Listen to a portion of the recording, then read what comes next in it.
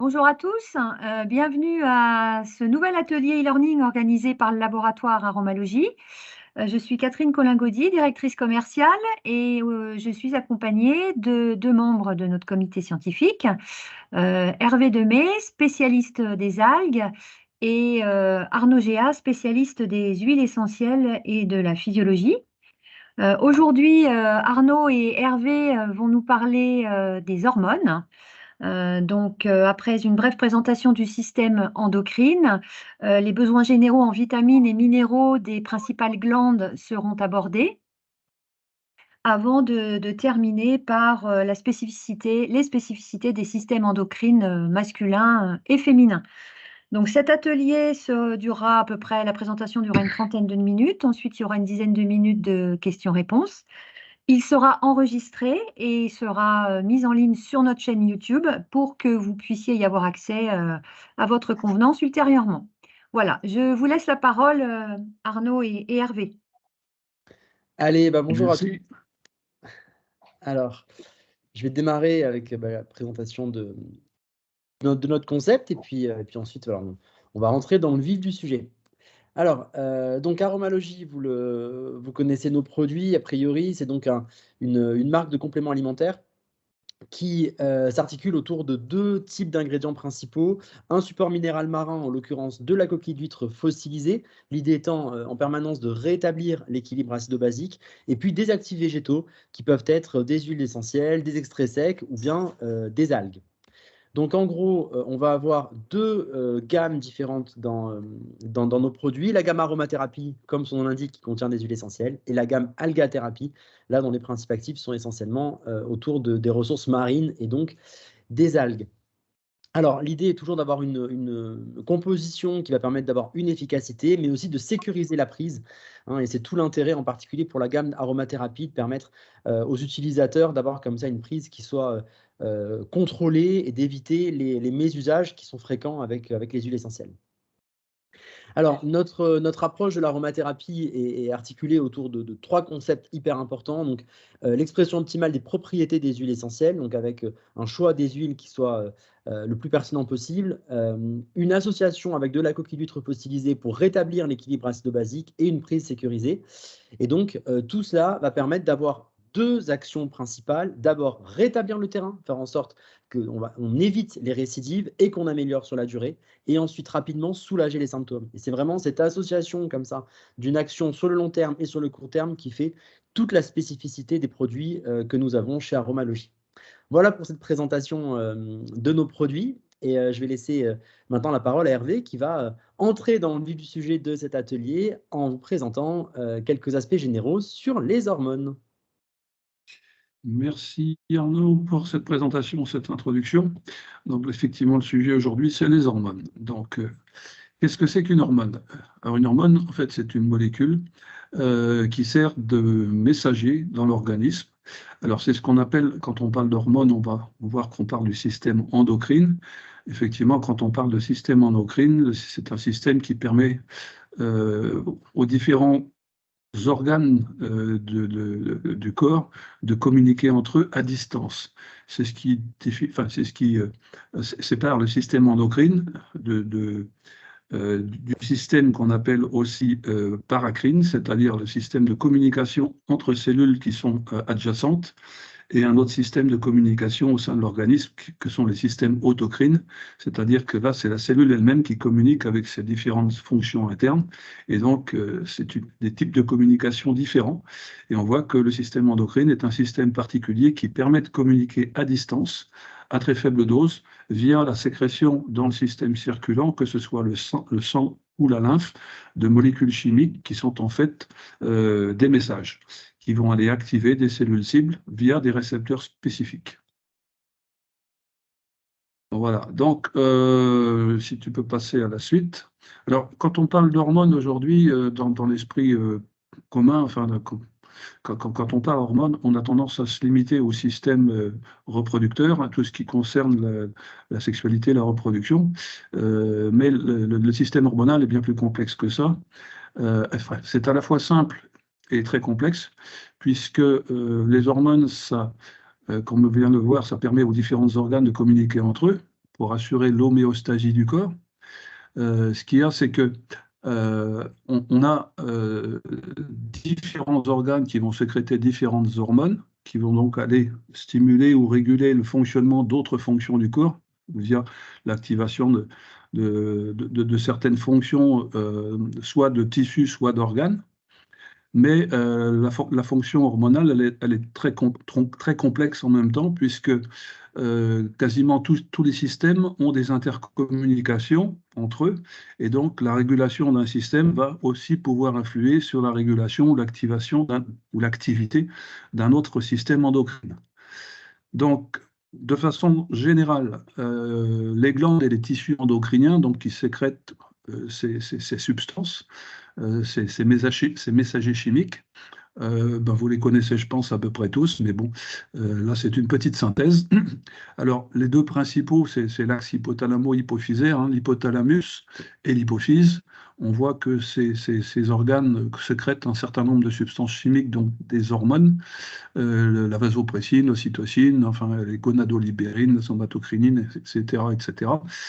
L'hypophyse elle-même, qui est un récepteur de l'hypothalamus, mais aussi d'autres systèmes, l'hypophyse, elle est très très importante puisque quasiment tous les métabolismes de l'organisme sont sous la dépendance de sécrétion des hormones thyroïdiennes, et en particulier de l'hormone active qui est la triiodothyroxine, la T3. Côté de ça, on a un autre au niveau de la thyroïde, les thyroïdes et parathyroïdes. Il y a la parathyroïde qui est juste à côté, mais dont le rôle est beaucoup plus spécifique. Lui, il sécrète une hormone qui est essentiellement liée à la croissance. À côté de ça, un peu plus bas, on a donc le thymus. Alors, le thymus, il a essentiellement des fonctions sur les systèmes immunitaires. Au niveau des reins, on a au-dessus des reins des hormones, les glandes qu'on appelle les corticosurrénales, très importantes aussi dans la plupart des métabolismes et de la régulation des systèmes énergétiques et des fonctions métaboliques, anaboliques et cataboliques de l'organisme, et également un rôle essentiel sur la production d'un certain nombre d'hormones sexuelles. À côté, au niveau de l'intestin, on a le pancréas. Alors lui, c'est essentiellement la régulation de la glycémie dans le sang. Et à côté de ça, effectivement, les organes sexuels, les ovaires, les testicules, qui eux aussi sont capables de produire des hormones spécifiques, des hormones sexuelles, qui vont réguler toutes les fonctions de reproduction de l'organisme. Mais comme je vous l'ai dit tout à l'heure, ce qui est important à comprendre, c'est que tous ces systèmes sont interdépendants et que même si un organe en lui-même a tout ce qu'il faut pour fonctionner, s'il n'est pas activé parce que à un autre niveau, il y a quelque chose qui manque, c'est toute la fonction au sens large qui va comment dire, dysfonctionner. Et il faut prendre un peu de recul souvent pour pouvoir comprendre où est le déséquilibre avant de vouloir se focaliser sur un problème spécifique d'un organe en particulier. Alors, sur le plan purement chimique, les hormones sont des molécules organiques. Une partie d'entre elles sont hydrosolubles, d'autres sont liposolubles. Enfin, il y a différentes façons de les classer. Un grand nombre d'hormones sont des hormones qu'on peut appeler protéiques. Quand on dit protéiques, c'est à la fois les protéines, mais souvent ce sont des molécules plus petites qui constituent les protéines, c'est-à-dire des peptides ou des acides aminés. On a un certain nombre d'hormones qui sont liées à la présence ou à l'absence de certains acides aminés dans l'alimentation. Donc des hormones hydrosolubles non protéiques, par exemple l'adrénaline, et on a, pour ce qui concerne les hormones liposolubles, toutes les hormones stéroïdes et les hormones thyroïdiennes, la T3, T4, la T3 étant une version modifiée de la T4, la T3 étant la forme active. Voilà, donc des molécules relativement simples, mais qui ont des fonctions communes. Et donc, en dehors des acides aminés et comment on appelle ça? Excusez-moi, des corticoïdes, pardon, je me mélange les pinceaux, toutes les hormones qui sont basées sur, qui ont pour origine Zut. Le cholestérol. Voilà, je vais y arriver. Donc, on peut passer à la diapo suivante. Alors, ces hormones, elles font partie d'un système global. Et effectivement, pour que tout ça fonctionne de façon harmonieuse, il existe des systèmes de régulation, comme quasiment dans tous les systèmes de communication dans l'organisme. C'est vrai aussi pour les hormones. Et dans le cas des hormones, on a donc des phénomènes de régulation qui sont soit de type ce qu'on appelle rétrocontrôle négatif ou rétrocontrôle positif. C'est-à-dire que quand, par exemple, dans le cas du rétrocontrôle négatif, c'est la diminution d'une fonction ou de la sécrétion d'une substance dans l'organisme qui va déclencher une nouvelle activation du système pour pouvoir revenir à une forme d'homéostasie dans l'organisme, soit de la fonction, soit de la sécrétion du taux de l'hormone dans le sang. Et à l'opposé pour le rétrocontrôle positif. Mais donc, il faut bien comprendre que tous ces systèmes de communication sont systématiquement doublés par un phénomène de rétrocontrôle qui permettent justement de conserver les fonctions à leur niveau optimal en permanence. Si ça va trop d'un côté, il faut que ça revienne de l'autre. Donc, tous les systèmes ont ces systèmes de rétrocontrôle.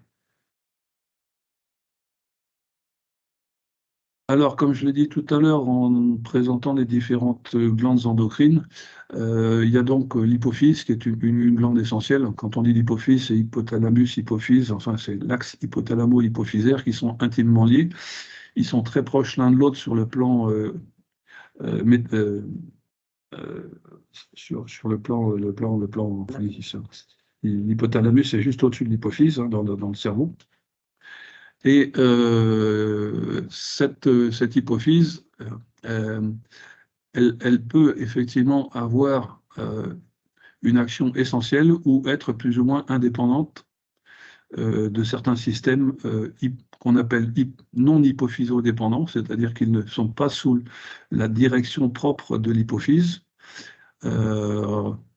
Et à côté de ça, on a donc des systèmes hypophysodépendants, puisqu'effectivement, c'est la régulation via les rétrocontrôles au niveau de l'hypothalamus ou de l'hypophyse qui vont activer ou ralentir le système de compensation.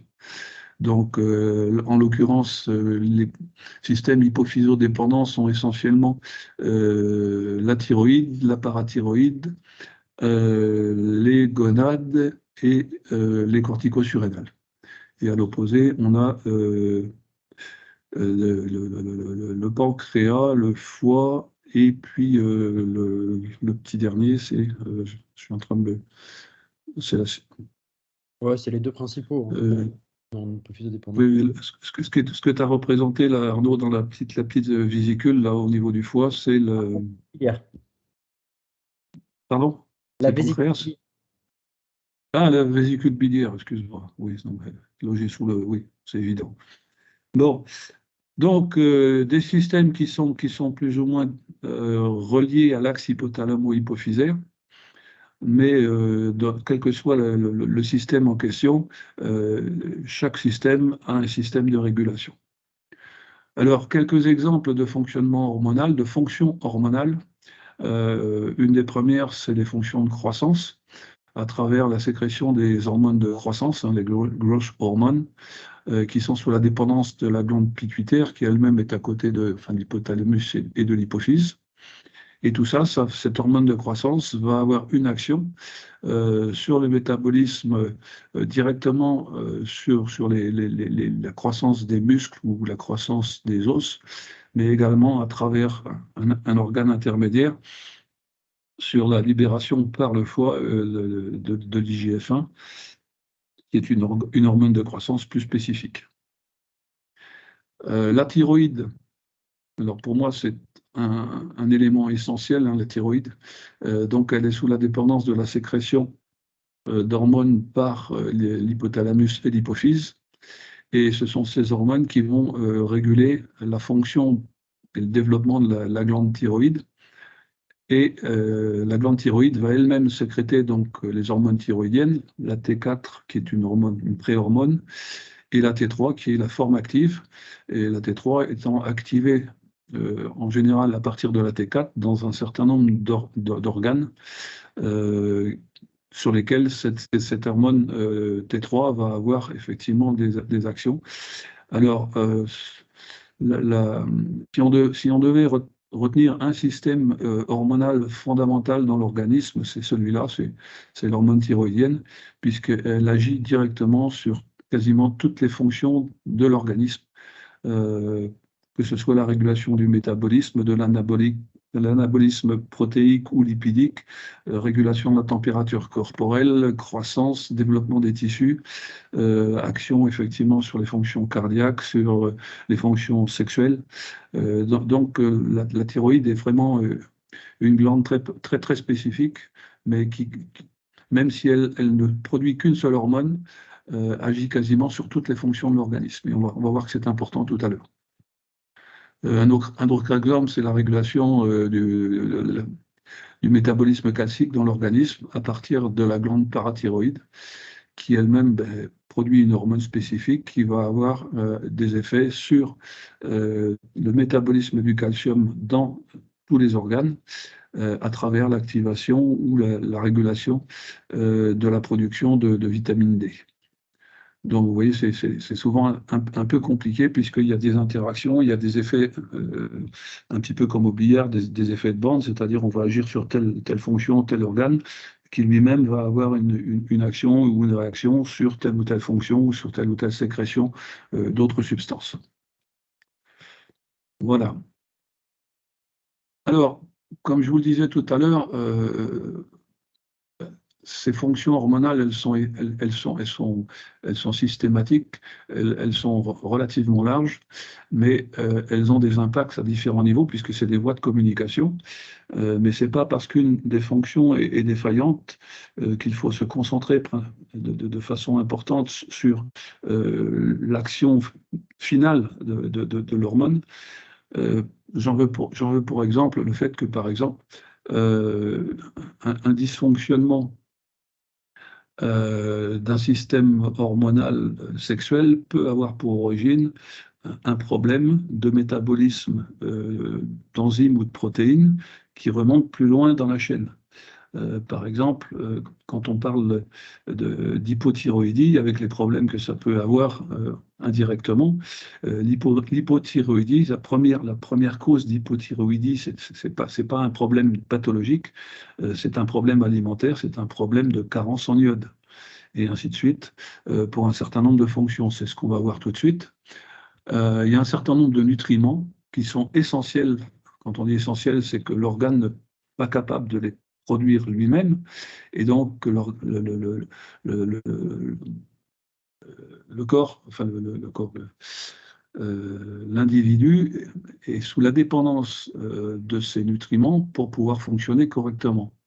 Alors là, j'ai repris les éléments essentiels à la synthèse ou à l'activité hormonale, puisqu'il faut parfois des éléments chimiques pour pouvoir synthétiser une molécule, et certains éléments, eux, sont nécessaires pour pouvoir déclencher certaines fonctions, notamment des fonctions enzymatiques. Et là, on voit que pour tout ce qui est hormonal, il y a quelques éléments chimiques qui sont fondamentaux. Le premier fait partie des acides aminés, c'est la tyrosine. La tyrosine, c'est un acide aminé essentiel. Alors, cet acide aminé est essentiel à la synthèse de tyronine, donc une molécule un peu différente, qui va permettre la production de thyroglobuline et donc indirectement de l'hormone T4. Donc on voit bien que si dans l'alimentation on est carencé en tyrosine, on a potentiellement un risque de dysfonctionnement de la sécrétion d'hormones thyroïdiennes et donc d'hypothyroïdie avec tout ce que ça peut induire derrière. Alors c'est vrai aussi pour ce qui concerne la thyroïde, avec certains oligo-éléments et certaines vitamines. Pour ce qui est de la thyroïde, c'est l'iode. S'il n'y a pas assez d'iode, on ne peut pas produire d'hormones thyroïdiennes, donc on se retrouve en situation d'hypothyroïdie. C'est vrai aussi pour le sélénium, qui est un cofacteur essentiel à la synthèse des hormones thyroïdiennes. Et c'est vrai aussi pour la vitamine B et la vitamine E, essentielles aussi au métabolisme des hormones thyroïdiennes. Un autre exemple dans les oligoéléments, c'est le zinc. Si on est carencé en zinc, on va avoir un problème de métabolisme des acides gras. Et donc, ces acides gras qui sont essentiels à la sécrétion d'hormones comme l'insuline, à nouveau les hormones thyroïdiennes, le facteur tumoral thymique et également une autre hormone qu'on appelle la gustine. Pour les acides gras, là c'est pareil, les acides gras à longue chaîne, hein, polyinsaturés, essentiellement des acides gras de type C20, C22. On sait aujourd'hui que ces acides gras sont essentiels à la synthèse des prostaglandines et des leucotriènes. Donc là aussi des hormones qui ont un rôle sur l'inflammation et sur les fonctions sexuelles. Pour les vitamines, on a déjà vu donc la vitamine B et la vitamine E. La vitamine D, elle, est essentielle au métabolisme calcique. Donc on peut avoir une parathyroïde qui fonctionne parfaitement, mais avec des problèmes de croissance liés à une carence en vitamine D. La vitamine C également, essentielle à la production de progestérone. Et pour tout ce qui est production des stéroïdes, donc essentiellement les hormones sexuelles, on connaît le rôle du cholestérol, puisque le cholestérol est le précurseur chimique de toutes ces hormones de type stéroïde.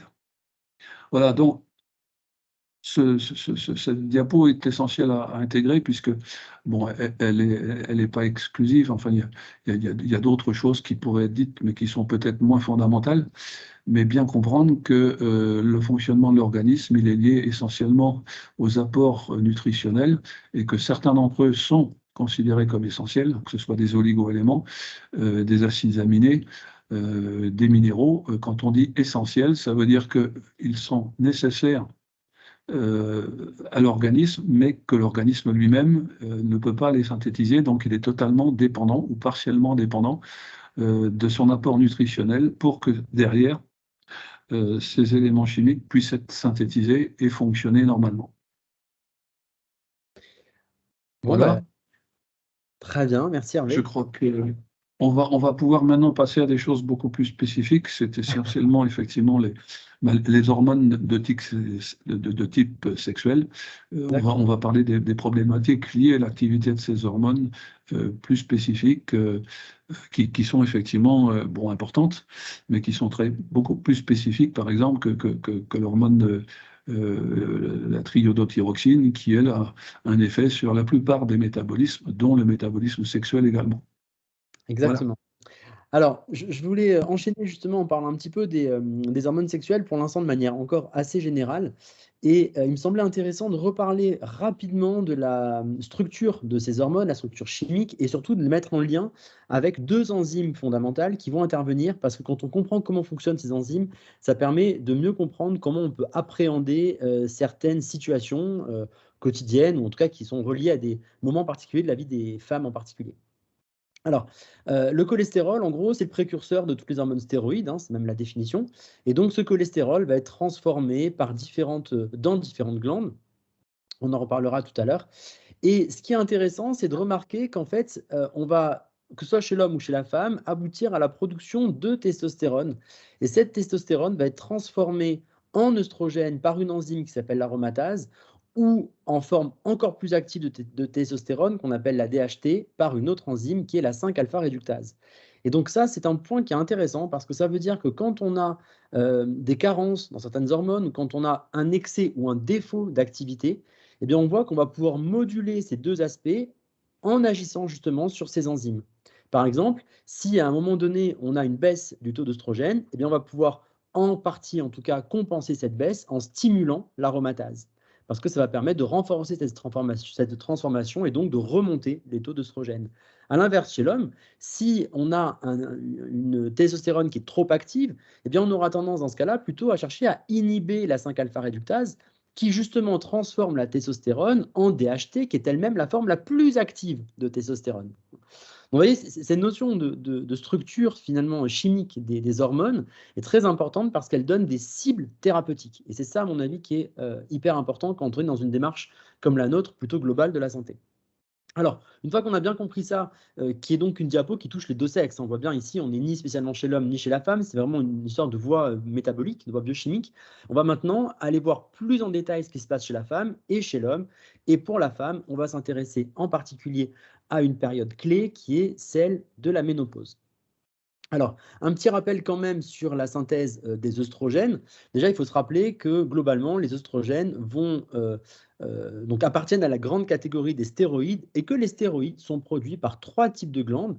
Les glandes sexuelles, donc ovaires pour œstrogène, progestérone, testicules chez l'homme pour la testostérone, les surrénales qui produisent aussi des stéroïdes et le placenta. Donc, vous voyez que le type de glandes qui produisent des stéroïdes, finalement, est assez réduit. Toutes les glandes ne peuvent pas faire de stéroïdes. Chez la femme, on va donc avoir différentes glandes qui vont être impliquées. On est chez la femme dans un contrôle de type hypophyso-dépendant. Hervé a présenté au début les 2 types de contrôle, hypophyso, non hypophyso-dépendant. Chez la femme, on est dans une régulation hypophyso-dépendante. Et ça, c'est très important parce que dès qu'on a un axe comme ça, hypophyso-dépendant, avec des rétrocontrôles qui peuvent être parfois négatifs, parfois positifs, ça complexifie énormément le système. Et quand c'est très complexe, eh bien, ça veut dire aussi qu'un petit grain de sable dans la machine peut amener à avoir des désagréments parfois assez importants. Et donc, ce sont des systèmes qui sont relativement plus complexes à réguler que chez l'homme, par exemple, où c'est aussi hypophyso-dépendant, mais c'est beaucoup plus simple au niveau des rétrocontrôles. Donc, chez l'homme, il y a beaucoup moins de désordre endocrine que chez la femme, parce que le système est beaucoup plus robuste chez l'homme que chez la femme. Et donc, c'est toute cette complexité des rétrocontrôles qui rend justement les phases de transition parfois un petit peu difficiles à vivre. Et donc, en particulier, cette phase de transition principale chez la femme qui est la ménopause, par quoi se caractérise-t-elle? On le voit sur ces 2 graphes. Regardez ici, on voit, donc là, on est en abscisse, on a le temps, les années par rapport au début de la ménopause, et on a en ordonnée le taux de différentes hormones, en l'occurrence 2 types ici d'œstrogènes. Et on voit très bien qu'au moment de la ménopause, eh bien, le taux d'œstrogène diminue de manière assez importante. Et donc, comme il y a de moins en moins d'œstrogènes qui sont produits au moment de la ménopause, eh bien, le rétrocontrôle ne se fait plus, et donc la FSH, elle a tendance à augmenter. En fait, c'est comme si l'hypophyse cherchait à stimuler les ovaires, qui ne sont plus stimulables, évidemment, puisqu'ils n'ont plus d'ovules à l'intérieur. Ils n'ont plus de follicules. Or, ce sont les follicules qui produisent les œstrogènes. Donc, on voit bien qu'au moment de la ménopause, on a cette diminution du taux d'œstrogène et cette augmentation des hormones hypophysaires qui cherchent à stimuler les ovaires qui ne sont plus stimulables, en quelque sorte. On le voit, c'est un petit peu la même chose qu'on retrouve ici sur une autre publication qui reprend la même idée. On voit très bien le taux d'œstradiol, donc c'est un type d'œstrogène ici qui diminue autour de la ménopause, et en parallèle, le taux d'hormones hypophysaires qui, lui, va augmenter. Et donc, c'est vraiment par cette caractéristique-là qu'on peut repérer la ménopause, et c'est ça qui explique en partie, en tout cas, les symptômes qui sont ressentis. Et donc, ce qui est intéressant, c'est que certains extraits végétaux vont permettre de compenser le déficit d'œstrogène dans cette phase. On va avoir des molécules d'origine végétale qui vont avoir une structure parfois commune avec les œstrogènes endogènes, donc naturellement produits par la femme. Et donc, on va pouvoir compenser dans un premier temps cette baisse de la production d'œstrogène. Et donc, on a chez Aromalogie des compléments alimentaires qui fonctionnent sur ce principe-là. Mais ce que j'avais envie de développer, c'était de façon encore plus générale, d'essayer de mieux comprendre ce qui se passe en termes de coopération entre organes au moment de la ménopause. En fait, avant la ménopause, la quasi-totalité des œstrogènes, on le voit ici, sont produits par les ovaires. Donc en gros, on a l'axe hypothalamo-hypophysaire qui fonctionne, on va libérer des hormones hypophysaires LH et FSH, on va stimuler les ovaires, et les ovaires vont produire des œstrogènes. Les œstrogènes vont se fixer sur des récepteurs situés sur les cellules cibles. Bon, ça, c'est le fonctionnement normal pendant la vie de la femme, en gros, depuis la puberté jusqu'à la ménopause. Au moment de la ménopause, les ovaires ne produisent quasiment plus, ou en tout cas de moins en moins, d'œstrogènes. Et donc, comment peut-on faire pour compenser ça? Eh bien, ce qui se passe à la ménopause, c'est qu'un autre système va entrer en jeu. La surrénale va se mettre à produire des androgènes. Donc, andro, ça veut dire mâle, autrement dit des hormones mâles, en l'occurrence de la DHEA. Cette DHEA, elle va être transformée grâce à la fameuse aromatase que j'ai présentée tout à l'heure. Elle va être transformée donc en œstrogène au niveau du foie. Et donc, on voit très bien ici déjà le rôle central que va prendre le foie au moment de la ménopause. Parce que si cette action-là, finalement, est négligeable pendant une grande partie de la vie de la femme, parce que les ovaires produisent beaucoup d'œstrogènes, donc ce que fait le foie, finalement, ne sert pas à grand-chose, eh bien, ça devient prépondérant au moment de la ménopause quand, justement, les ovaires ne remplissent plus complètement leur rôle. Et donc, qu'est-ce qui a été finalement dans notre concept d'aromalogie à l'origine de l'approche de la ménopause? C'est justement de travailler sur les deux aspects. D'une part, d'aller chercher des molécules qui vont mimer l'action des œstrogènes pour compenser la baisse de production des ovaires, et d'autre part, d'aller renforcer le fonctionnement hépatique pour lui permettre de transformer la DHEA produite par les surrénales en œstrogènes. Et donc, ça va se traduire par une approche très concrète. Et ici, on va du coup séparer deux situations. Je pense que ça va parler à beaucoup d'entre vous parce que c'est des situations qui sont malheureusement assez courantes.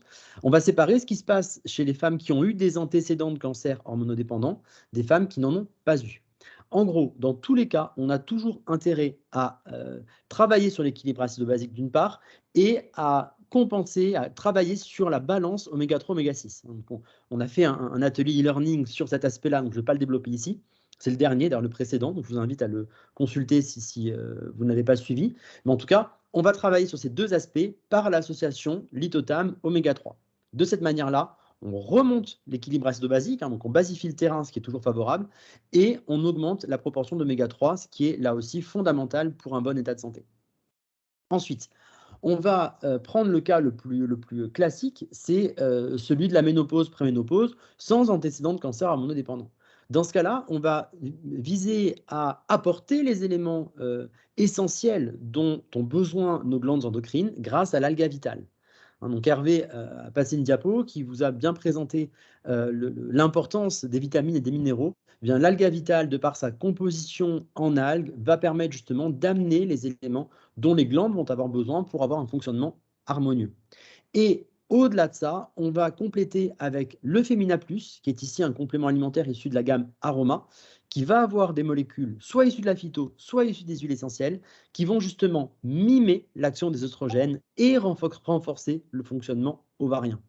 Donc on voit que par cette association-là, on a vraiment une action très globale sur l'organisme et qui va permettre de mieux vivre la phase de transition.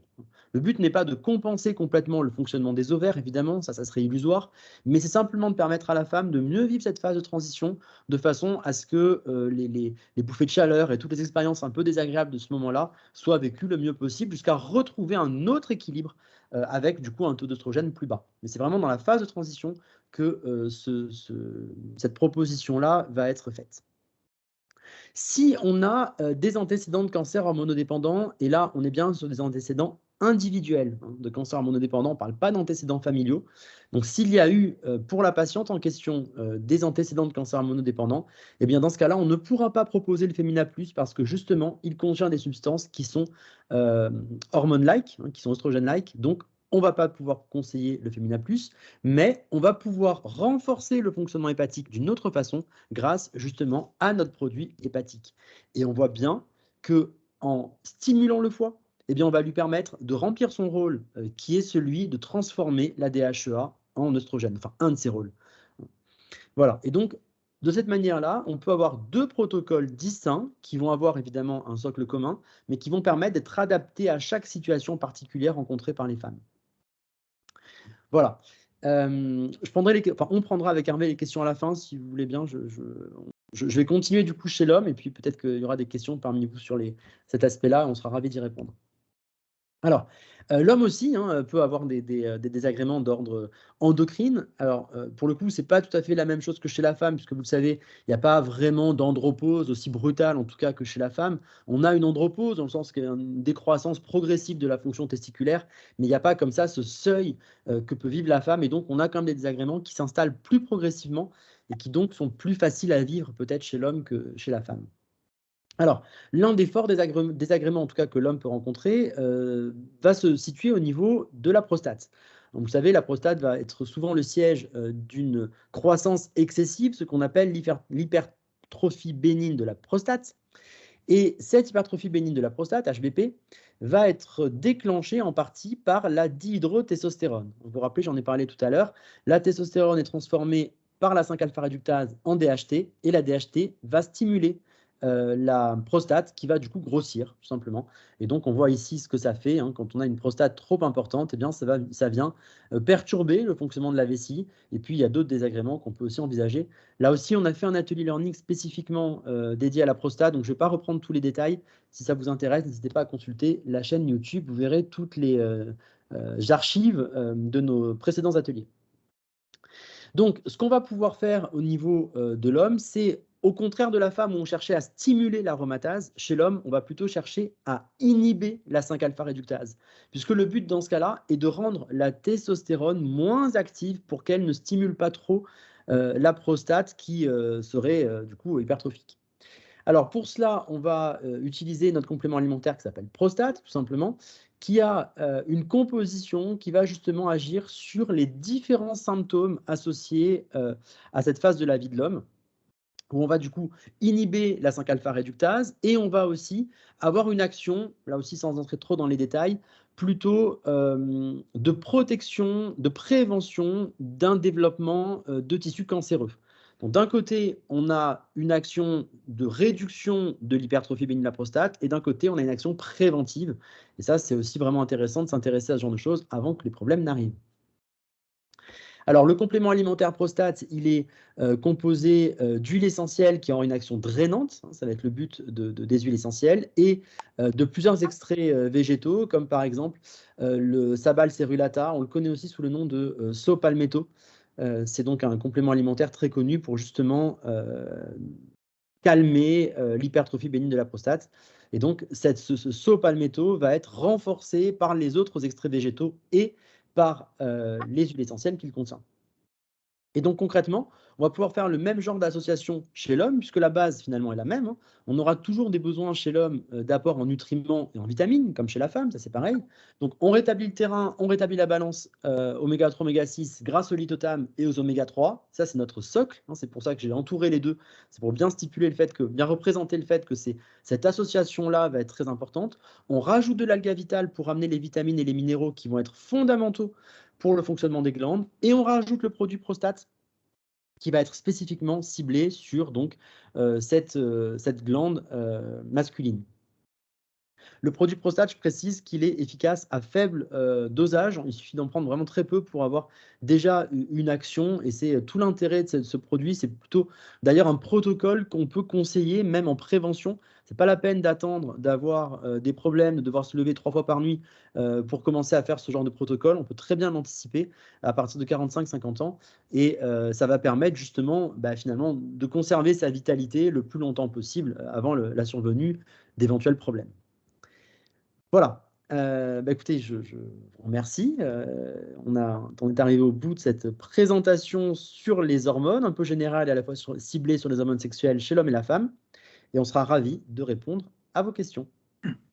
Oui, merci à vous deux hein, pour cet exposé qui nous propose des approches naturelles pour accompagner les hommes et les femmes dans les différentes transitions au cours de la vie.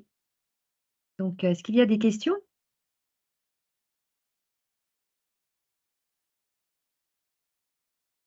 Oui, bonjour.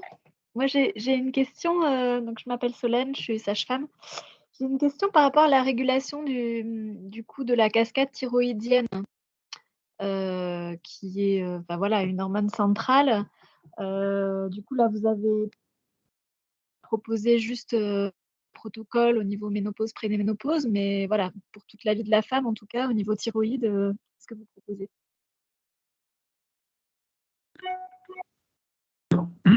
Je sais pas. Je vais peut-être commencer, je laisserai Arnaud parler plus de la fonction hormonale après, spécifiquement sexuelle.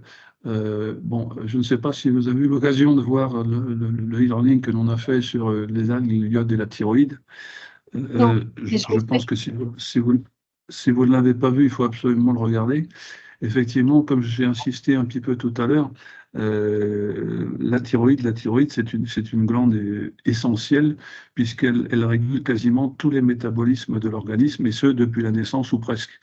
Et on s'aperçoit aujourd'hui que la plupart des problèmes liés à la thyroïde sont un peu dévoyés dans la mesure où quelqu'un qui se retrouve avec des problèmes plus ou moins directement liés à la thyroïde, on lui fait faire des examens cliniques. Et en général, on va tester, on va doser la production, alors soit la TSH, soit directement la T3, la T4. Enfin bon, le problème, c'est que bien souvent, quelqu'un qui est hypothyroïdien, et c'est dans 90% des cas, puisque bon, il y a des pathologies spécifiques de la thyroïde, hein, le syndrome d'Hashimoto, maladie de Basedow, enfin un certain nombre de cancers aussi. Mais dans 95% des cas, l'hypothyroïdie, elle a une seule origine, c'est la carence en iode. Puisque pour pouvoir produire des hormones thyroïdiennes, il faut absolument l'iode. Et l'iode n'a qu'une seule fonction dans l'organisme, ou quasiment, c'est exclusif, c'est rare dans l'organisme, mais l'apport d'iode, cet oligoélément, est fondamental pour une seule raison, c'est qu'il est essentiel à la constitution de la triiodothyroxine. Et s'il n'y a pas d'iode, il n'y a pas d'hormone. Donc, une carence en iode va forcément induire une hypothyroïdie. Et même Oui. une carence légère ou peu importante, s'il y a carence, c'est-à-dire que si on a des besoins en hormones d'un certain niveau, il faut absolument avoir un apport d'iode conséquent suffisant pour pouvoir répondre à ce besoin. Et du coup, vous avez un complément spécial thyroïde ou parce qu'il n'y a pas que l'iode, évidemment, mais par exemple, pour quelqu'un qui a des problèmes de thyroïde dans une famille où il n'y en a pas, ça veut dire que voilà, il y a assez d'iode pour tout le monde. Du coup, c'est plutôt toute la cascade. Il y a zinc, sélénium, vitamines et autres. Donc, vous avez alga-thyrox. OK, d'accord. Alors, et voilà, il y a l'alga-thyrox qui a cet objectif-là, mais de façon plus spécifique pour les gens qui ont une pathologie plutôt hypothyroïdienne caractérisée. Mais pour tous les autres cas de figure, on considère que l'iode, c'est un élément essentiel qui doit être apporté au quotidien. Et dans l'alga vitale, on a effectivement un niveau d'iode qui est moins fort que dans l'alga-thyrox, mais un niveau d'iode non négligeable, qui permet d'envisager la non-carence par éventuellement un petit apport excessif en iode, mais quand on dit excessif, c'est pas pour autant que c'est toxique, puisque d'une part, l'iode est très rapidement assimilé par la glande thyroïde, et la thyroïde ne retient ce dont elle a besoin. C'est-à-dire que l'iode en excès, il est éliminé quasiment dans les 6 heures ou 8 heures qui suivent. S'il y a trop d'iode, l'iode en excès est éliminé systématiquement dans l'urine. Et ça peut se mesurer par l'iodurie. Si on a une iodurie trop basse, on sait qu'on est là aussi, on peut très facilement conclure qu'on a un problème d'apport en iode qui est insuffisant. Oui. Puisque Est-ce que vous connaissez les en seuils permanence. d'iodurie? Ouais. Au niveau des seuils d'iodurie, est-ce que vous avez les... Si je ne dis pas de bêtises, c'est 100 mg par litre. 100 microgrammes par litre. D'accord. C'est-à-dire que l'élimination de l'iode se fait en permanence, puisque on consomme en permanence des hormones thyroïdiennes. Donc, quand l'hormone a fait son travail, elle est comment dire, catabolisée au niveau du foie ou enfin un certain nombre d'exutoires. Et le principal étant l'urine au niveau des reins. Et on sait qu'on élimine en permanence de l'iode dans les urines. Donc, si on n'a pas assez d'iode dans les urines, ça veut dire que quelque part, on n'en a pas assez dans l'alimentation. D'accord. Donc, si une personne a plus de sang au niveau de l'iodurie, elle n'est pas en carence d'iode. Par contre, votre complément... Non, si on est en dessous de 100, c'est-à-dire que s'il n'y a pas assez d'iode dans l'urine, ça veut dire qu'il n'y en a pas assez dans l'alimentation. Oui, c'est ce que je viens de dire. Je viens de dire que si elle a plus de sang, elle n'est pas en carence d'iode. Donc, le problème au niveau thyroïde ne vient pas de là. Alors, ma question, c'est quand il y a une thyroïdite d'Hashimoto, justement une maladie auto-immune avec des TPO et des anticorps thyroïdes hauts, du coup, ce complément, est-ce qu'il peut convenir pour toutes les pathologies de la thyroïde, pour des personnes qui prennent du L-tyrosine aussi ou pas? Non, justement, parce que de toute façon, que ce soit dans la maladie de Basedow ou la maladie d'Hashimoto, la seule façon de corriger le problème, c'est soit d'amener l'hormone artificielle, c'est-à-dire la lévothyroxine, hein, lévothyrox pour ne pas le citer, soit il faut apporter de cette hormone T4.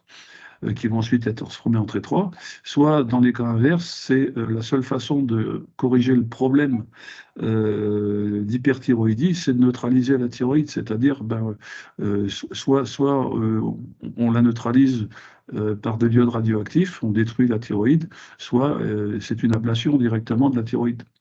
Mais au final, de toute façon, les hyperthyroïdiens deviennent tous des hypothyroïdiens, puisque Oui, la moi seule je façon parle de les soigner, les d'hypothyroïdie hyper... là, plutôt. Ouais, je parle Bah, d'hypothyroïdie. Ouais. Alors, l'hypothyroïdie, effectivement, dans 90% des cas, c'est de l'hypothyroïdie par carence en iode. Ok. Les autres, c'est de la pathologie, mais là, c'est pareil, la pathologie, en général, il faut la soigner de façon spécifique. Mais Et donc ça, c'est pas un complément qui peut être c'est pas un complément qui peut être complémentaire avec une prise de L-thyroxine, par exemple. Alors, ça peut être... En général, les pharmaciens n'osent pas. Ils n'osent pas parce qu'effectivement, quand un patient est sous traitement lévothyrox, tous les mois, quasiment, on fait un dosage pour savoir si effectivement les taux de TSH sont corrects. Et le problème, c'est que si on est hypothyroïdien par carence, alors carence régulière ou carence ponctuelle, le simple fait de prendre ponctuellement, pendant quelques jours, quelques semaines, d'avoir une alimentation plus riche en iode, ça va complètement changer le niveau de la TSH. Donc, quand le patient va retourner voir son médecin, il va en permanence adapter la dose de lévothyroxine au taux de FSH. Et là, ça, c'est caractéristique d'une hypothyroïdie par carence en iode. Alors, le problème, c'est que le pharmacien, lui, quand il est même, enfin, malheureusement, on est obligé sur l'étiquetage de nos produits, du fait qu'il y a de l'iode dans le produit, de mettre que c'est déconseillé pour ceci, pour cela, parce que, bon, je ne sais pas pourquoi, l'administration a peur de l'iode. Il n'empêche que dans 90% des cas, si on apporte un complément à base d'algues en même temps que de la lévothyroxine, parce que le patient était mis sous lévothyroxine pour hypothyroïdie, dans 90% des cas, petit à petit, on va se rendre compte que le taux de TSH va remonter et que le besoin en lévothyroxine va diminuer jusqu'à devenir inutile. Ok, merci. Je crois que Mais je vous en prie. Mais il faut absolument que vous voyiez la présentation qu'on a faite sur ce sujet-là. Ça vous permettra de bien avoir tous les éléments pour pouvoir juger de chaque cas particulier. Merci. Je crois que ce qui est important aussi, c'est de se rappeler qu'en prévention, l'association oméga-3 lithotam permet justement de commencer à rétablir le terrain, et l'alga vital, en plus, va permettre justement d'amener les éléments, les minéraux, les vitamines dont les glandes vont avoir besoin, avant même l'installation des problèmes thyroïdiens. Après, en cas de problème thyroïdien, à ce moment-là, si en plus il n'y a pas de prescription médicale, c'est sûr que c'est plus simple, on peut remplacer l'alga vital par l'alga thyrox. Et à ce moment-là, on aura l'association des trois compléments alimentaires, lithotam, oméga 3 plus alga thyrox.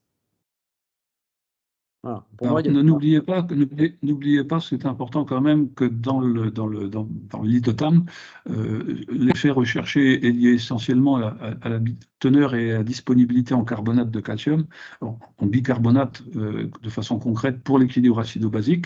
Le calcium, c'est un plus, mais ce n'est pas ça qu'on cherche à amener, c'est d'abord du bicarbonate, mais que dans le lithotam, étant donné sa nature, son origine, c'est une source algale, le lithotam est déjà relativement riche en iode. Donc, ne serait-ce qu'avec le lithotam, les apports d'iode sont à peu près couverts. Maintenant, si effectivement on a d'autres déficits de type oligo-éléments ou vitaminiques, l'alga vital va venir en plus apporter à la fois donc, ces oligo-éléments, ces vitamines et également de l'iode. Alors, aujourd'hui, dans un complément alimentaire, réglementairement, on est censé ne pas pouvoir conseiller plus de 150 microgrammes par jour par complément alimentaire. Sachant que la norme aujourd'hui dans l'alimentation, théoriquement, on devrait être autour de 600 microgrammes par jour. Donc, même si effectivement on n'apporte que 150 microgrammes, qui est la dose maxi autorisée, si on ne mange aucun produit qui contient de d'iode à côté, on est en état de carence. C'est là où c'est un peu absurde au niveau de la réglementation. Parce que tout le monde ne mange pas au quotidien des produits iodés. Les produits iodés, c'est essentiellement les crustacés, les mollusques, les poissons de mer, hein, forcément, et les algues. En dehors de ce type d'alimentation, l'iode, il n'y en a pas.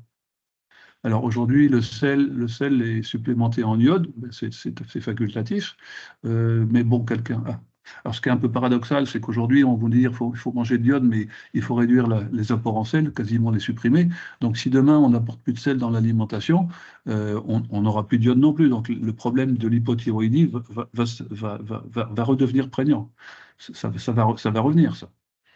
Puisque la seule façon qu'on a trouvé pour corriger les problèmes de carence en iode et donc d'hypothyroïdie dans quasiment tous les pays, c'est la supplémentation du sel en iode. Naturellement, dans le sel de mer, il n'y a pas d'iode. C'est ça qu'il faut comprendre. Très bien. Juste un dernier élément. Oui. Un dernier élément, puisqu'on n'en a pas beaucoup parlé et que ce n'est pas très présent dans l'esprit des gens, savoir que l'iode ne se conserve pas à l'état naturel, c'est-à-dire que l'iode se vaporise. Donc, du sel qui est vieux, un vieux sel qui est resté sur un coin de table pendant très longtemps, l'iode, il n'y en a quasiment plus dedans. Et même quand on a du sel frais qui a été iodé, l'iode s'évapore à la cuisson, c'est-à-dire que si vous faites bouillir de l'eau pour cuire des pommes de terre ou des pâtes, plus de la moitié de l'iode présent au départ dans le sel, au bout d'une demi-heure, il est parti. Oui, c'est important à savoir, effectivement. Voilà, et l'iode n'est pas toxique en soi, ça c'est une contre-vérité. Pour qu'il y ait vraiment une hypertrophie liée à l'apport d'iode très important, il faudrait des quantités astronomiques qui ne sont pas réalisables dans la réalité quotidienne. Ça, c'est pas possible. Et on sait aujourd'hui que même s'il y a un trop d'iode à un moment donné dans l'alimentation, l'iode non fixé est éliminé quasiment systématiquement dans les heures qui suivent. Donc, la toxicité de l'iode dans l'organisme, à part l'iode radioactif ou les médicaments à base d'iode quand on veut faire des IRM ou des choses comme ça, enfin des éléments de contraste, à part ces cas extrêmes, ces cas particuliers, l'iode dans l'organisme n'est pas toxique. Très bien. Merci Hervé pour toutes ces précisions et merci à tous pour votre présence et vos questions.